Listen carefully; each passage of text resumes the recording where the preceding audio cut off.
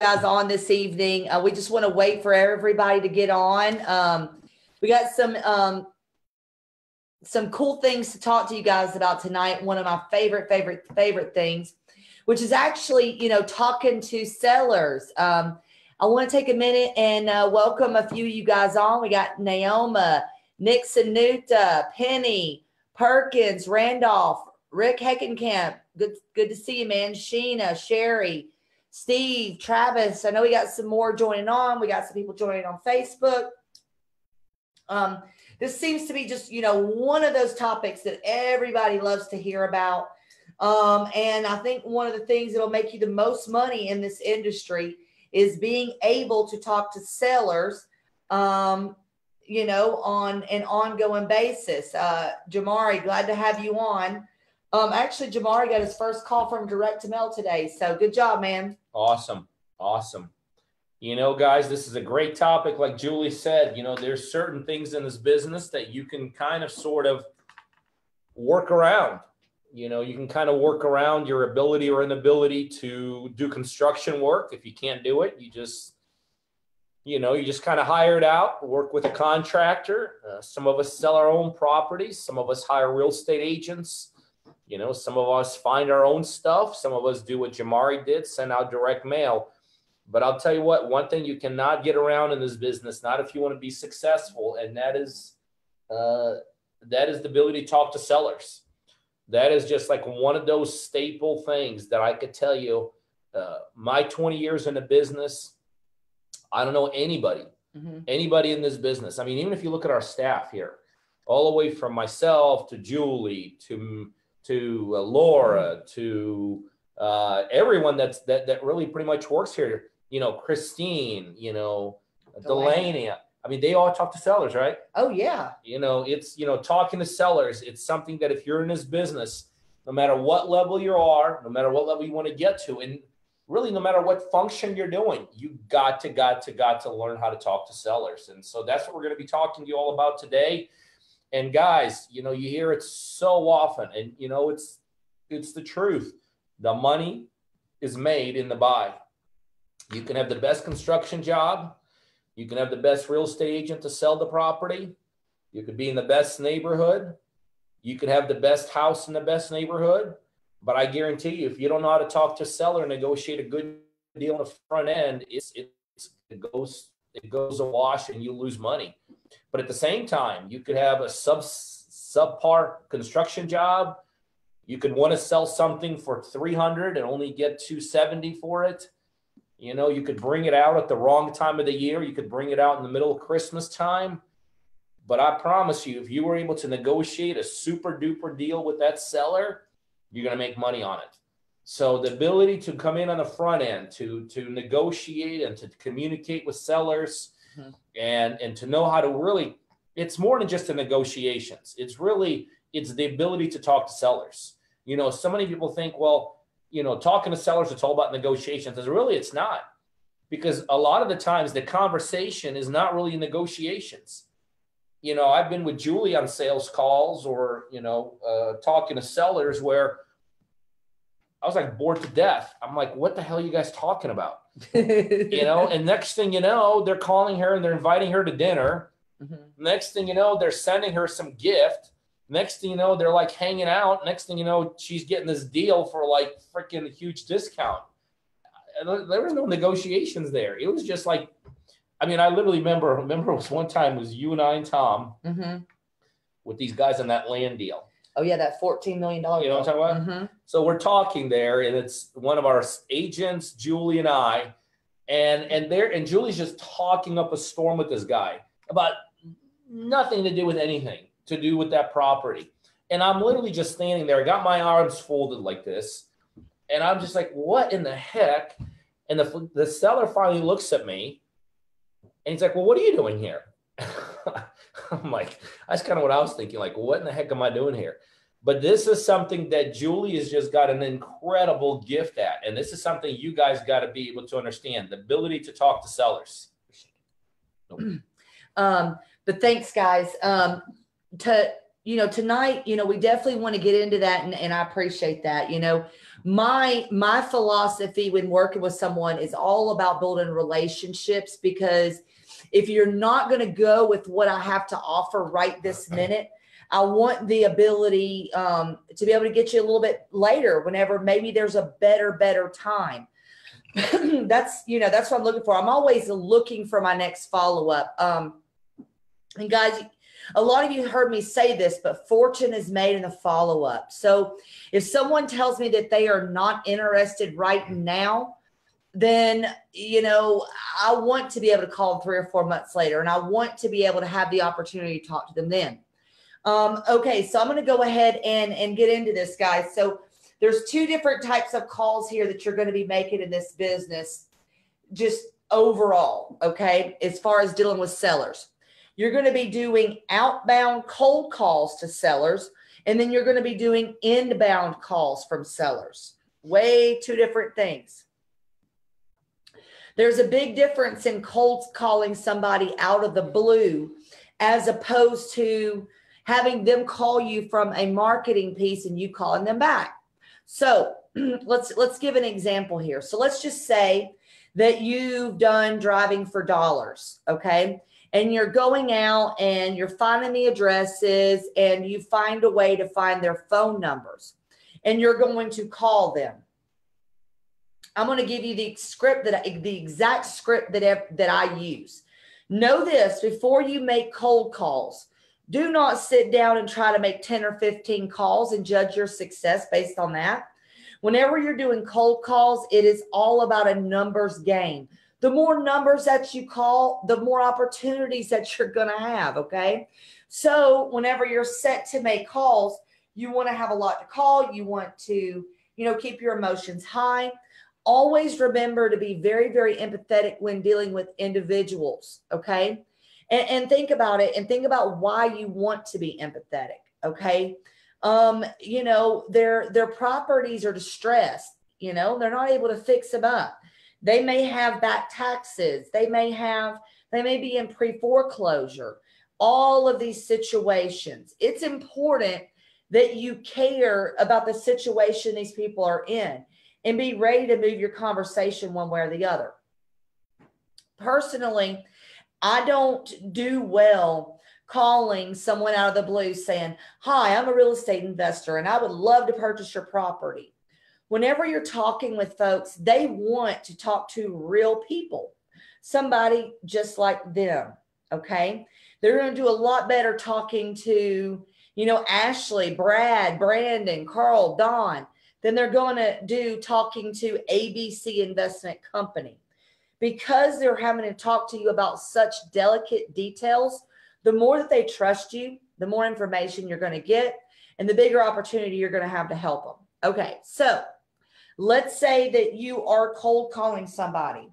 And let's just say we were doing, driving for dollars. And sorry, guys, I'm trying not to move a whole bunch here. It's really hard for, me not to move the camera to the desk. But so let's just say that I did driving for dollars. Whenever I'm driving for dollars, I'm going to have, after it's been skip traced, I'm going to have the seller's name and the address in which I'm calling about. Okay, and it goes something like this. "John, hey, it's Julie. How are you doing today?" "Oh, good. Hey, guess what? I was driving down Main Street and I saw this property that I believe that you own, and it is exactly what I'm looking for. You see, I buy, fix, and sell houses, and I buy and rent them out, and I just really thought yours would be perfect and exactly what I'm looking for." So that is a very, very simple call to have, but let me tell you a few things that I did there. So number one, when I first said, "Hey, John, it's Julie. How are you doing today?" I want to assume the sell. I want to assume that John's the person that I'm talking to, because I want John to kind of feel like, "Oh, do I know Julie? Is she somebody I've talked to before?" And what that does in that first 5 or 10 seconds is it really, really, really brings their guard down. And it allows him to think instead of react with his mouth. Before he starts giving me his rebuttals, he thinks I'm somebody that I know. Then I walk them through very slowly. I was driving by a house on Main Street that I believe that you own. So he knows I drove by and seen this property. Well, you see, I buy, fix, and sell properties, and I buy and rent them out. And I was just wondering if I could make you an offer for it. I did not use words like I'm a real estate investor. Whenever, whenever you're in a situation like that, sometimes when you use words as if I'm a real estate investor, it kind of puts people off a little bit. And they're thinking, real estate investor, that's somebody that's going to fight with me. No, I want them to think it's Julie, this girl that's going to, come out and she buys and fixes, sell houses and buy and rents them out. People understand that much, much better. And they're not going to be as afraid of me as if I was to go in there and say, I'm Julie and I'm a real estate investor and I want to make you an offer. Now, a couple rebuttals that you're going to hear whenever you're doing this. Number one, how'd you get my phone number? Well, I looked it up on the internet. It's crazy what you can find these days online. I always stay lighthearted and always try to think of joking things to say to keep them on the good side. Another thing someone might say to you is, okay, well, what's your offer? You just, you called me out of the blue. What's your offer? Well, sir, I would love to make you an offer right now over the phone. However, I knew if I was to make you an offer over the phone, you're probably just not going to like it. And they'll say, why? Well, I only seen the outside, so I've got to assume the worst on the inside. And I know if you allowed me to come out there and make you an offer on the spot, me and you would be able to come up with a number that worked well for both you and myself. Does that sound good? Yeah. Okay. Does Thursday at 4 sound good for you? I never, ever, ever say, when can you meet? I always suggest a date and a time because I do not want to be overcoming an objection about if we can meet or not. I'd rather overcome an objection on whether or not Thursday's better or Friday's better. It's just getting someone to lead them in your direction in what you're looking to do. And if you are getting started in this business, as much as I appreciate negotiating directly over the phone, you're never going to learn unless you just go on appointments. The more calls you make, the more appointments you get. The more appointments you go to, the more opportunities you have to do deals. So I encourage you to make cold calls. Let's look at a couple other ways of, besides driving for dollars, that you can cold call. For sale by owners, there's literally an endless supply of for sale by owners. Okay. You can call and call and call on these for days. I will tell you my suggestion about going to an appointment for sale by owner is a little bit different. I'm probably going to negotiate price before I go to that appointment. If I can get somebody 75% of what they're asking, then that is worth me going on an appointment. Okay. Because if you just call for sell by owners and say, I want to come meet you, I want to come to your home, you're going to get almost every appointment and you're going to drive around basically for nothing. And I don't say for nothing because everything is a learning experience. So even if you're just going to these appointments and you don't feel like you're getting anywhere, I promise you, it's just getting you one more appointment closer to finding a deal. So on for sale by owners, get them to at least 75% of what they're asking and go to that appointment. When you go to an appointment, take your contracts with you.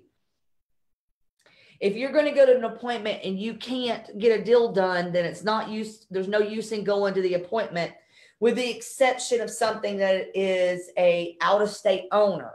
Okay. But you definitely want to be able to see the property so that you're able to do that. I'm going to go through this conversation one more time as it relates to cold calls, driving for dollars. Okay. Y'all ready? All right, guys. John, it's Julie. How are you doing today? Oh, good. Hey, I was driving down Main Street and I saw this property that I believe that you own, and it is exactly what I'm looking for.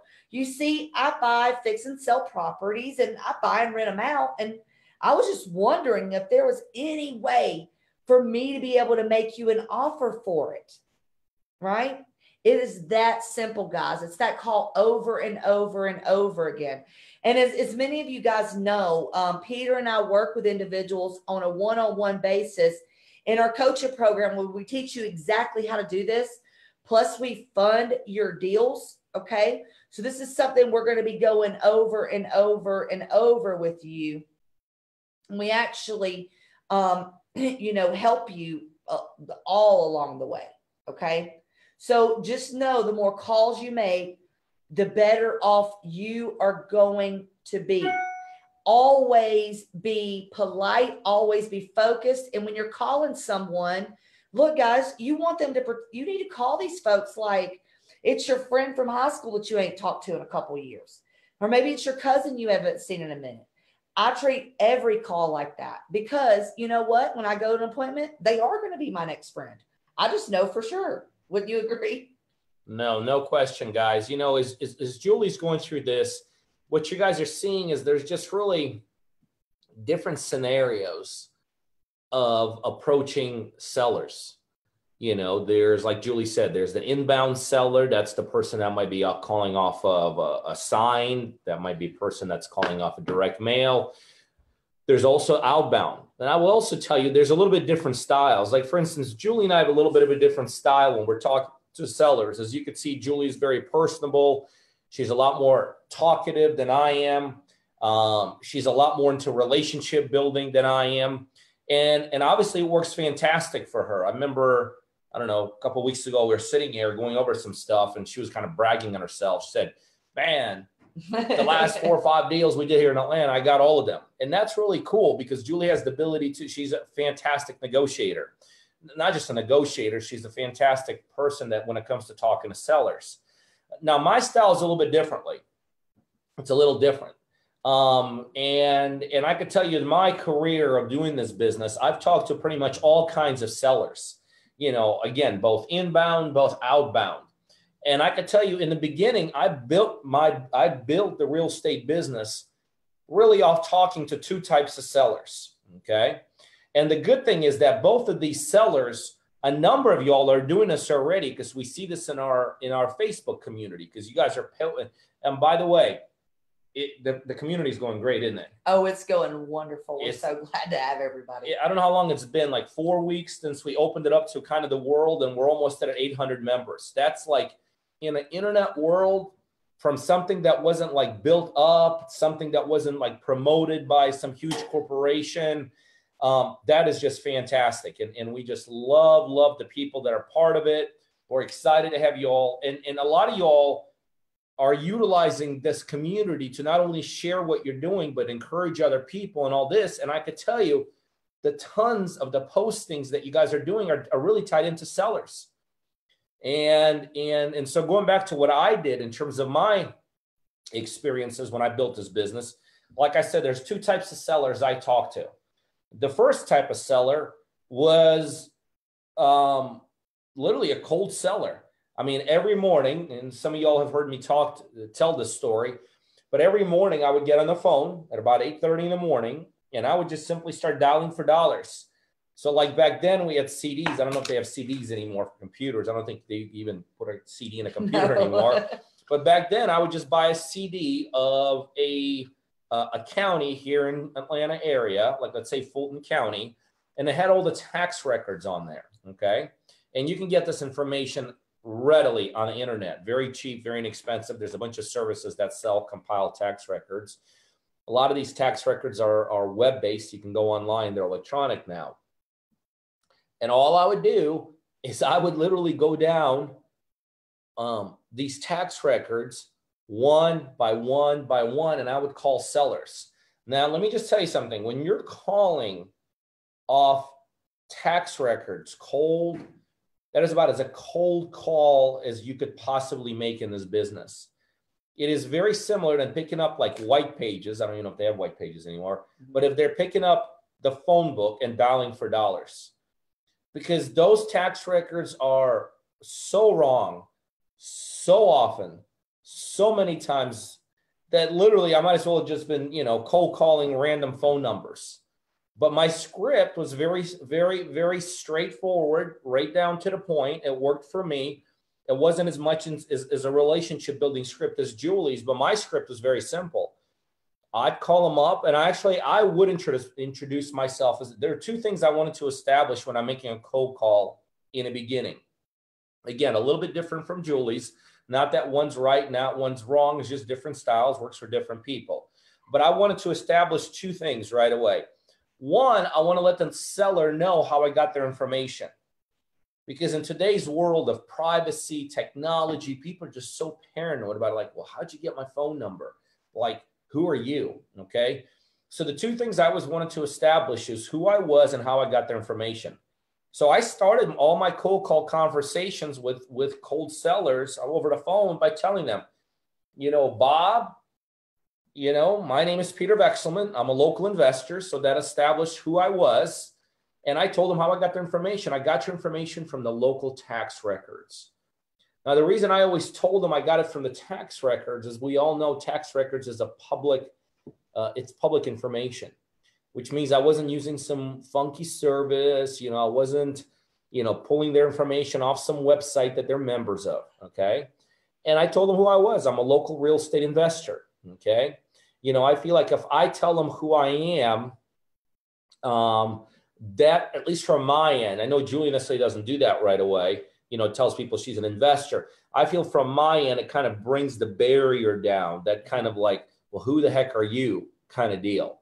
Okay. And just my voice is not as friendly as Julie's. A lot of times when someone like a Julie calls someone like me or anyone, you kind of hear this friendly voice on the phone and you kind of go with the call for a minute.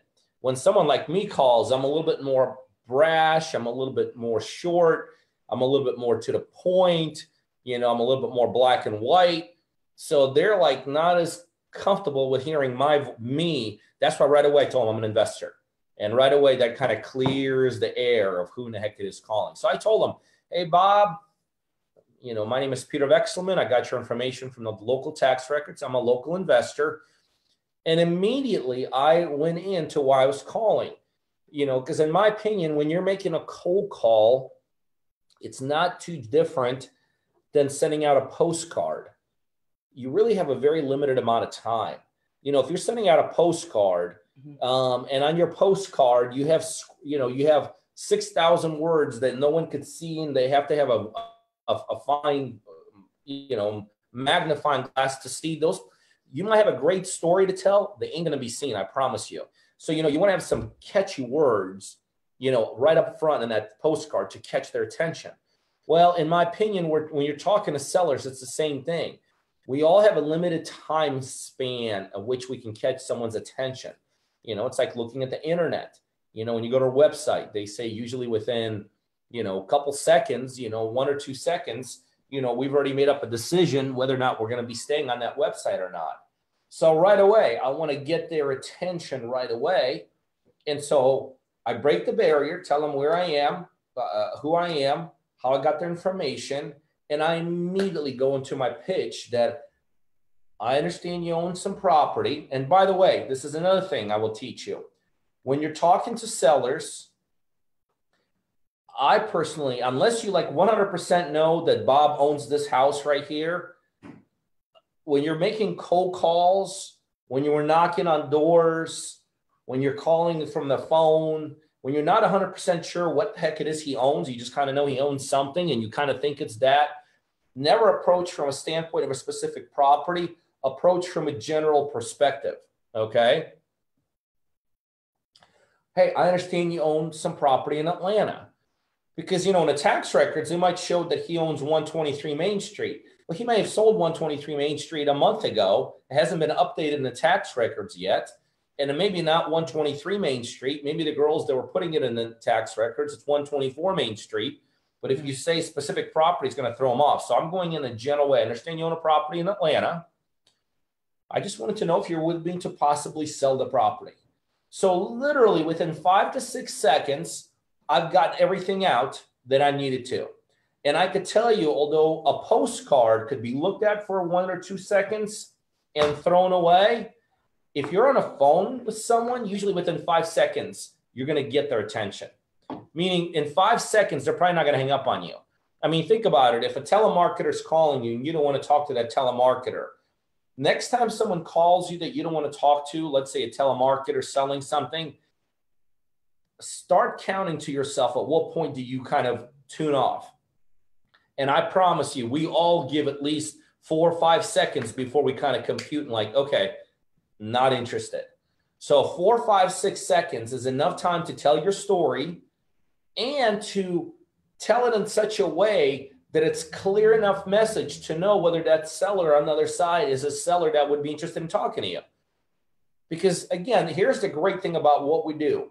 If you're a seller and I'm calling you and you have no intention of ever selling, like you just bought it, you just put a mortgage on it, you just moved your kids into it, you just painted it.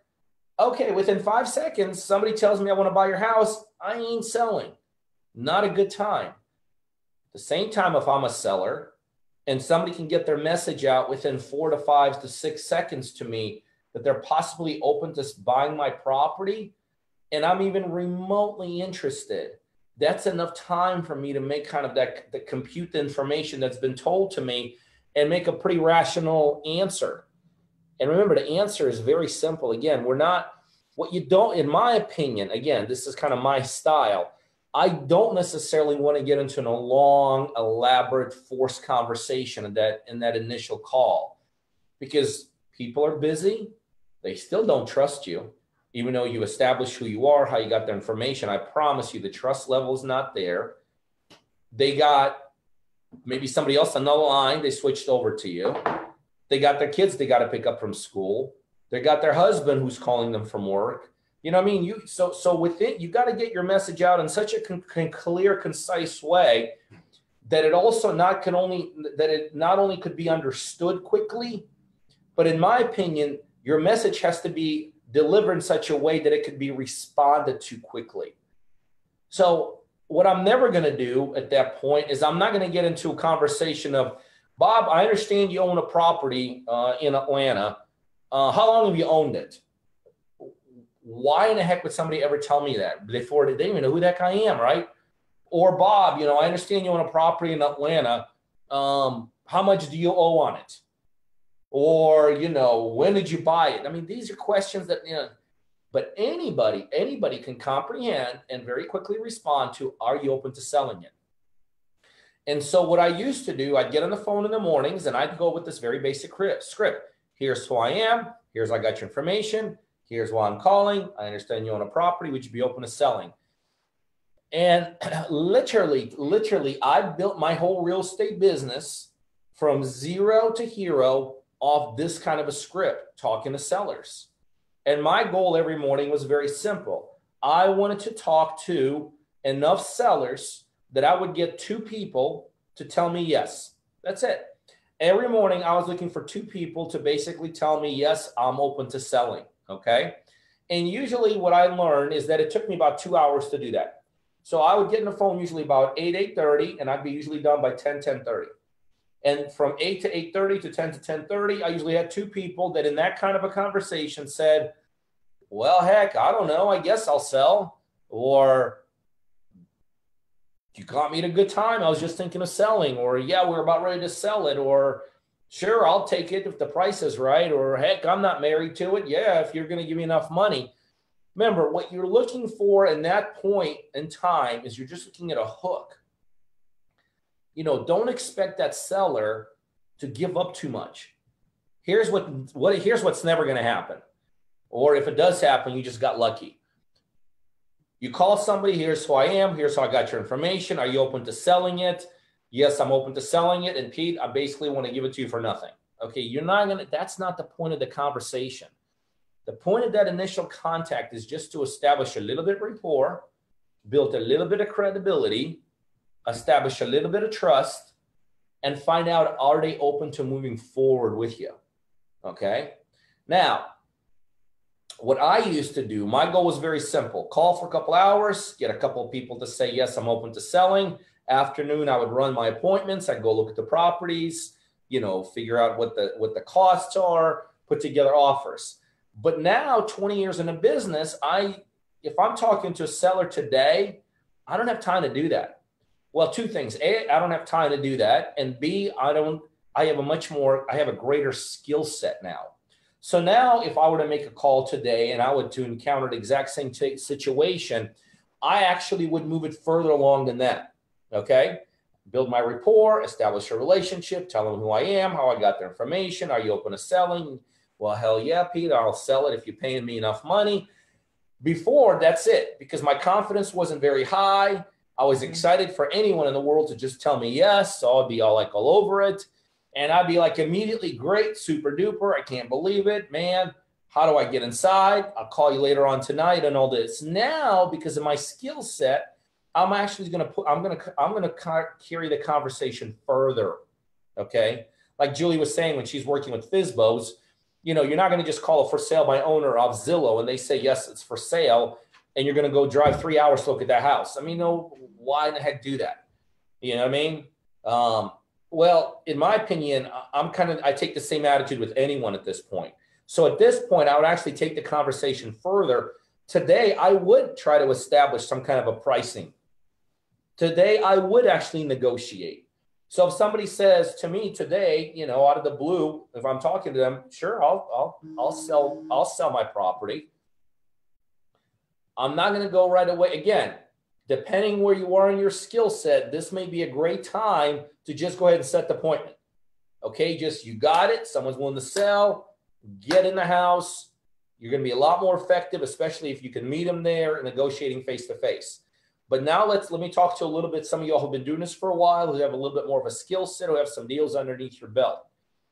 For those, and for someone like myself, I'm taking that conversation further. Okay, Bob, great. Well, how much would you take for it? See, I always want to know, I'm not, you know, again, tonight is not about negotiations, and I'm not going to teach you how I negotiate deals. But I will tell you, today, I'm going to get as much information as I can out of that seller. Like our negotiators here, you know, when we weren't doing deals with our partner-driven coaching clients all over the United States, we had a little call center here. And our negotiators were taking hundreds and hundreds of calls a day. And they were so skilled, they were able to pump information out of sellers. I mean, we had a whole lead sheet, right, that they were filling out. And they were so versed, they can from a cold call, basically, or they can from a brand new individual get their information, address, how much they owe. That's a skill set. Which we have to share with you guys tonight. Okay, I'm about ready to turn it over to you then. I know I'm going way too long. No. But my point is, on that cold call, I'm going to get as much, I'm going to pump that person for as much information as possible with my skill set. And I'm actually going to do some negotiations. So that's one kind of seller call. And the second seller call, which I'm not going to spend a lot of time on, but my second seller call that I did is I used to knock on doors. Like I know so many of y'all are doing, driving for dollars, knocking on doors. Basically the same kind of pitch, a little bit differently, knock on the door. Hey, you know, this is a shot in the dark. Somebody told me that someone's selling a house in one of these couple blocks. Not sure which one they're talking about. Just was wondering, maybe it's yours. Almost always, of course, it's no, hell no, it ain't mine. And then the next statement, which is really the one that made me all the money. Well, any idea who might be selling in the area here? And that's when I got all those referrals. That's when they'd be like, well, yeah, we were at a barbecue a couple weeks ago and Bob, you know, across the subdivision said he might be selling, or my aunt's thinking of selling. So those are the two kind of seller calls I approach. So, all right, I know we got scripts and all that. Go ahead. No, that's perfect. Perfect. So as you guys see is that when you're getting into this business, you got to understand your personality and what works best for you. Okay. So look, guys, I did want to answer a question from my buddy, Carl Randall in Huntsville, Alabama. Although everybody has cell phones these days, do you generally find people are more receptive in the mornings? I'll tell you guys, my favorite time to call is between 9 and 11. Okay. Monday through Friday, maybe to 11:30. And then in the evenings, okay, so that's early morning before lunch. And then in the evenings between 5 and 7.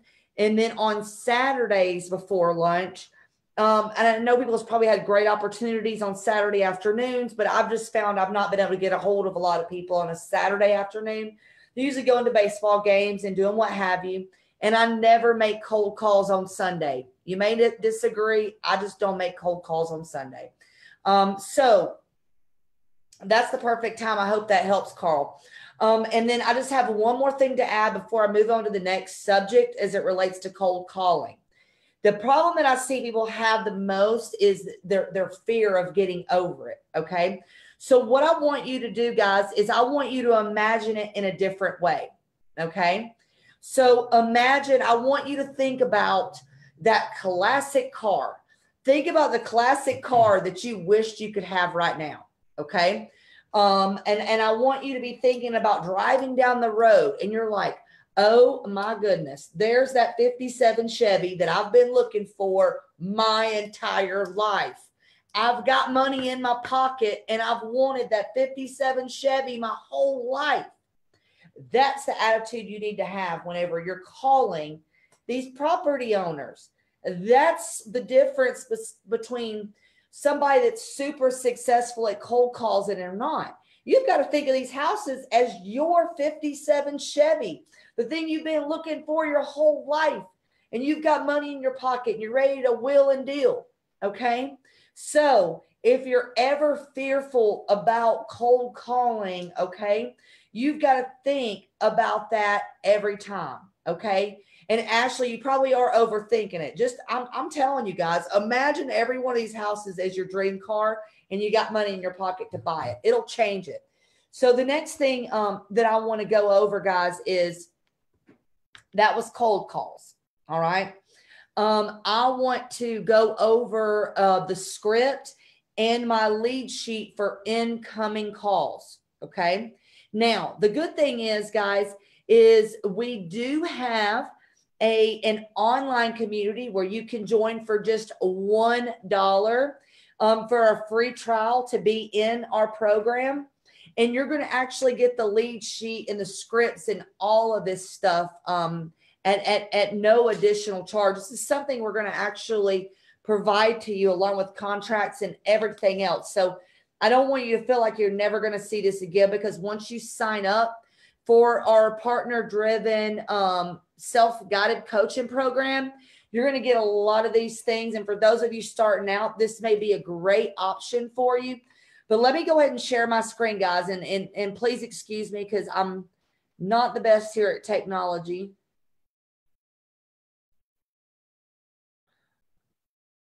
Let's see.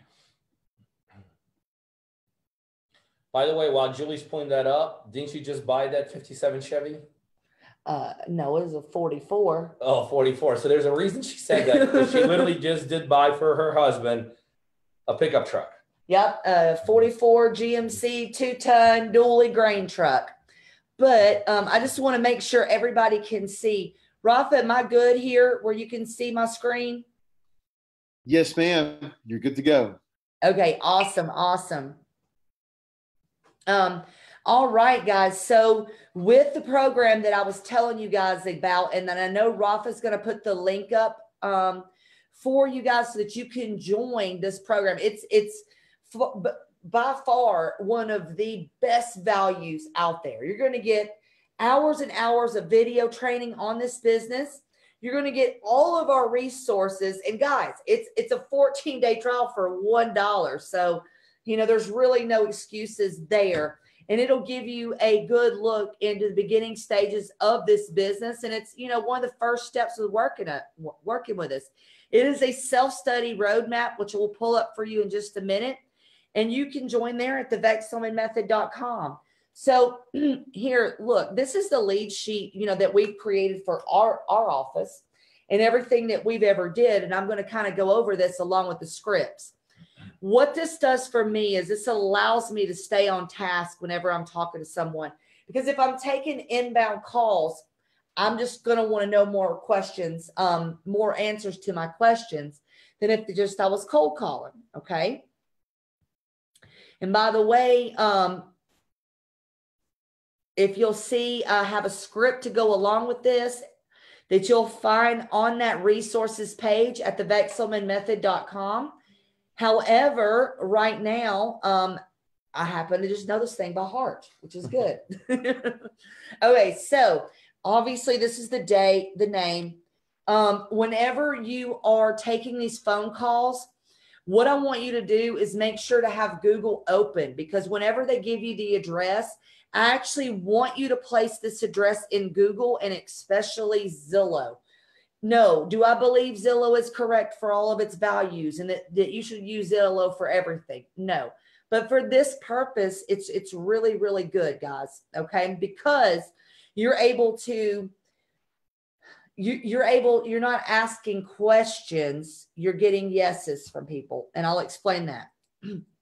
John, thank you for leaving me a message. It's great to hear from you. If you don't mind, let me go ahead and get the address of the property, you know, that you were looking to sell. Okay. 123 Main Street. Perfect. And that's in Atlanta, Georgia. All right. And I'm seeing that's 30315. Okay, good, good. I'm noticing here you're calling from 404-721-12357. Do you have any other numbers I can contact you at? Okay. Perfect, perfect. How about an email address? Okay. Well, I've got the property looked up and I'm showing it's 4-bedroom, correct? 3 bathrooms. Yeah. Built in 1974. Yes. 2,900 square foot. Yes. Okay.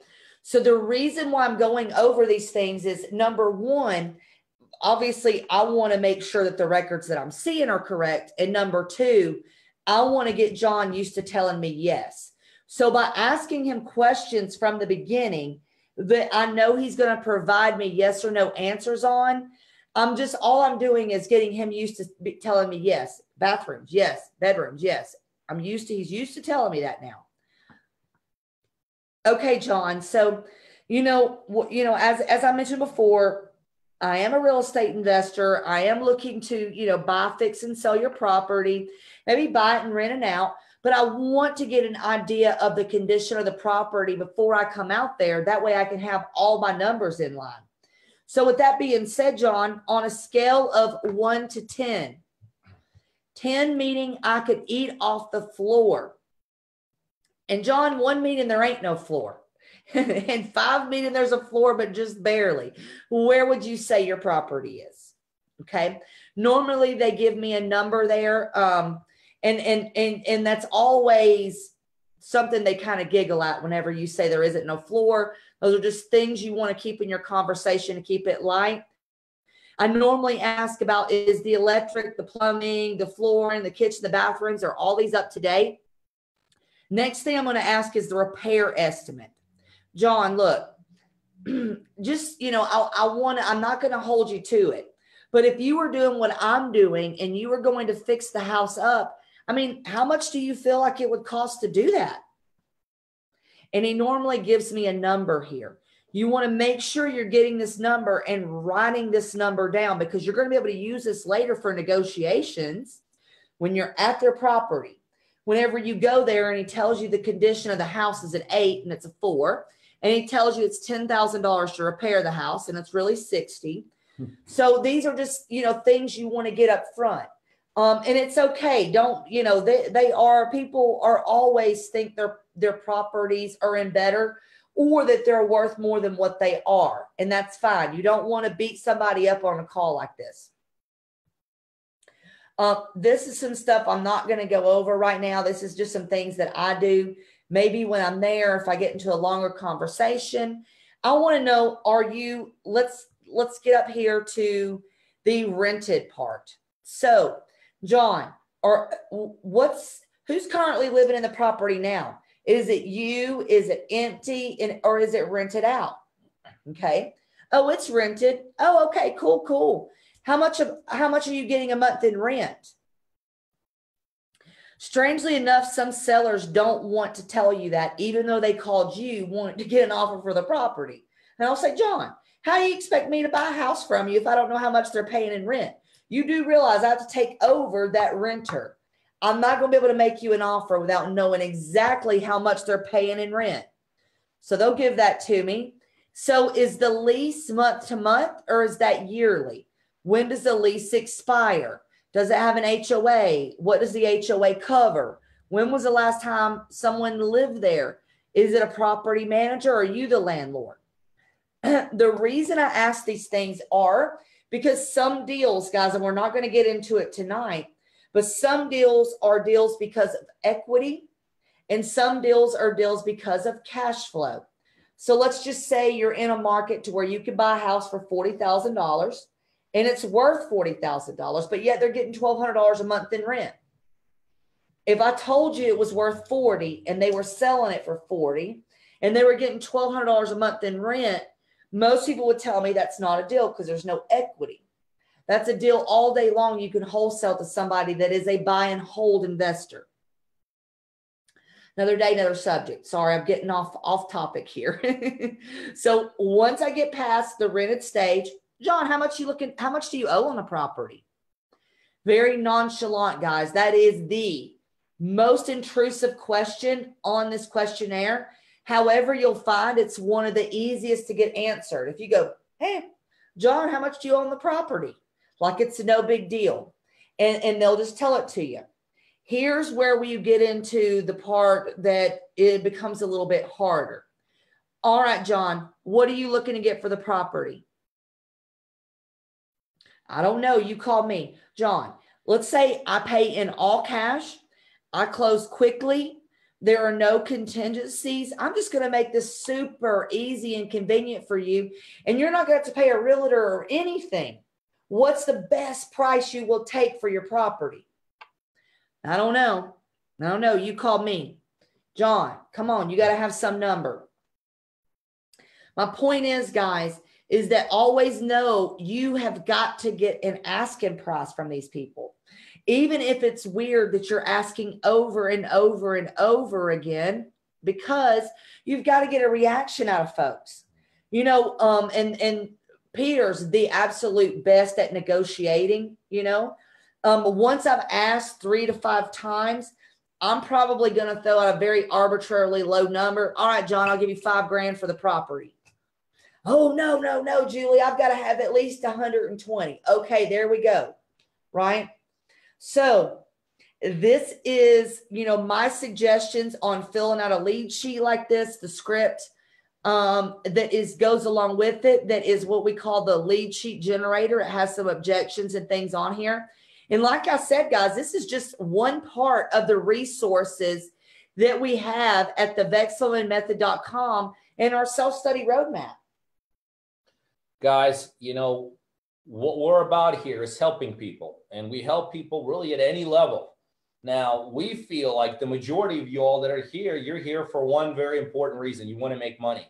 You guys have already been through the studying courses. You've been through the seminars. You've been through the webinars. You've been through the internet learning. You've been through the guru world. And really at the point right now, you are ready to make money. And I can tell you, although we have a couple different options, our number one option, and why Julie and I do these Tuesday meetings here, we stay late here at the office to talk to you all, is because if you truly want to make money, you have to be part of our partner-driven coaching program. Because in our partner-driven coaching program, the process is very simple. We actually, on the front end, step in and we help you with marketing. You know, from the get-go, our team aligns we align ourselves with you in your local market. We help you with marketing. Like, for instance, we'll research pre-foreclosures, who owns them, where the equity plays are. We'll research deals that you want to go after, who owns them, how to get a hold of them. Next step is you're going to use my money to close on the deals. So first, we help you find the deals. Then you use my money to help you close on the deals. You use my money to help you fix that deal. Our team here steps in and we help you in the fixing process also. Okay. Then we partner and sell the property together and we split the profits. You know, if you kind of think about it, like what best scenario, like if you have to kind of twist it around and you're getting going in his business, you want to be successful, you want to not make mistakes, you don't have an unlimited amount of capital, You want to make as much as you can. You want to do it as quickly as you can. Can you think of a better scenario? You're partnering with a team that's done 3,500 deals. You're partnering with a team that knows how to market to the level that we've actually here before have had our phones ring as many as 1,000 times in a day. You're partnering with a team that's going to give you all the capital to do deals. You're partnering with a team that's going to give you all the capital to fix the deal. You're partnering with the team that's going to help you in the process of fixing it. You're partnering with the team that's going to help you sell the property, and we split the profits. Like if you have to like come up with a schematic and say, this is the perfect, I'm telling you right now, this is as good as it gets. We've been doing this. I've been doing this for 20 plus years, 3,500 deals, dozens of deals on a monthly basis. Just a couple hours ago, right in this table, it was Julie, Mary, Laura, myself over there. And we're going over all of our deals that we're doing with our partner-driven coaching clients. Whereas before we would go over the deals that we ourselves were doing. And although we still do deals, we have deals going on right here in our own backyard. But before, when we would go over what we're doing, it would be very much focused on what we were doing. Now, when we're going over our deals, 95% of them are with our partner-driven coaching clients. And so we'd love for you to apply to be one of our partner-driven coaching clients. Remember, you got to be willing to invest time into yourself. You got to be willing to invest money into yourself. If you can't even invest some money into yourself, if you can't invest time into yourself, then this is not the right opportunity for you. But if you're willing to bring a combination of those to the table, that we want to talk to you. And to apply to be a partner of part of our partner-driven coaching program, there's one of two ways of doing that. One, just go to our website. It's www.coachingbypeter.com. That's www.coachingbypeter.com. Second, I get so excited now about what we're doing. I want to talk to you myself. Call me directly at area code 404-915-9685. That's area code 404-915-9685. And remember, in our partner-driven coaching program, before when we would talk about the Vexelman method and our, self-study course, we would lay out the value. And there's a tremendous amount of value in what Julie was talking about. In there you get our scripts, you get our direct mail pieces, you get our pre-recordings, you get access to a community. And there's value in there. And it's a tremendous amount of value, the fact that you can get started there today for just $1 for a 14-day trial. Guys, I can tell you right now, there is no value amount on what we do for our partner-driven coaching clients. It's priceless. Every single thing is priceless. So if you want us to help you with the marketing, use our money to buy the deals, our money to fix the deals, us help you fix the deals, us help you sell the deals, and we split the profits, then we'd love for you to be joining us in our partner-driven coaching program. And again, the way to get a hold of us is either go to our website, www.coachingbypeter.com, or call me directly at area code 404-915-9685. So guys, remember, we talked about talking to sellers today. It's a must-have. There's a topic, we've been going at it for about an hour already. I could tell you, Julie and I can go on it for hours and hours and hours longer. I know. I thought of another 100 things to tell them, but I can't do it all. There literally is. But somebody asked and I know the questions are gone now, but somebody asked a question that I was looking at when you're talking, and they said something along the line of overthinking it. Guys, do not overthink this business. If you're out there and you're making this happen yourself, God bless you. We encourage you. We'll be your biggest supporters. We'll be your biggest fans, but do not overthink the process. And what Julie and I have given you today in terms of how to contact the seller, how to build a rapport, a couple different styles, Julie's style, my style, how to get the information, where they're located, the approach you want to take, how much information you want to give and how much you don't want to give. That is enough for each and every one of y'all tonight. I mean, literally, I don't care if you're on the West Coast, it's 5 o'clock. If you're on the East Coast, it's 8 o'clock. Literally, you can get on the phone today, make 20 calls to 20 random sellers, and be seeing a property tomorrow. And within the next couple of days, we could be doing a deal. Absolutely. And guys, too, look at it this way. If you went out the whole rest of this week and your only goal was to hear 100 no's, Do y'all feel like y'all could give that to yourself? Do you feel like you care about yourself enough in your future and your family's future to hear 100 no's this week? I want you to really think about that, guys. I mean, how motivated are you? You're taking a time out to watch a webinar, but what I want you to do is put this pen to the paper. Try to get 100 people to tell you no this week. Promise you guys, if you get 100 no's this week, you're going to get a yes. Promise you. There isn't nothing to it but to do it. And just keep going. We want this for you guys. We really, really do. I want to work with you direct so we can build a relationship and talk to sellers together, and do everything. But whatever we're offering you guys, even with the Vexo method, if you really don't have the money to be in a one-on-one mentoring program, that doesn't mean you should give up, okay? Just means you got to go a different route, right?